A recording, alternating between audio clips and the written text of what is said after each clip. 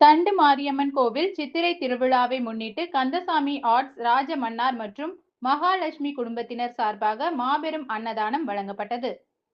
கோவையின் குலதெய்வம் அருள்மிகு தண்டு மாரியம்மன் திருக்கோயில் 2025ஆம் ஆண்டு சித்திரை திருவிழா நடைபெற்றது.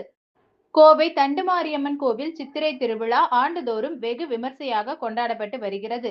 இந்த ஆண்டுக்கான திருவிழா ஏப்ரல் 14ஆம் தேதி கணபதி ஹோமத்துடன் முகூர்த்த கால் நடுதல் நிகழ்ச்சியுடன் துவங்கியது.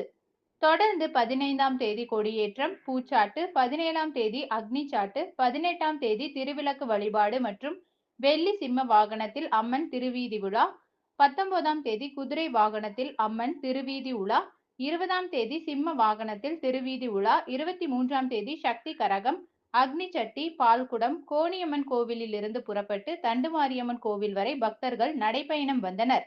24ஆம் தேதி மகா அபிஷேகம் உள்ளிட்ட நிகழ்ச்சிகள் நடைபெற்றது. இதைத் தொடர்ந்து கோயிலுக்கு வரும் பக்தர்களுக்கு கந்தசாமி ஆர்ட்ஸ் ராஜமன்னார் மற்றும் மகாலட்சுமி குடும்பத்தினர் ஏற்பாட்டில் 2000க்கும் மேற்பட்டோருக்கு அன்னதானம் வழங்கினர்.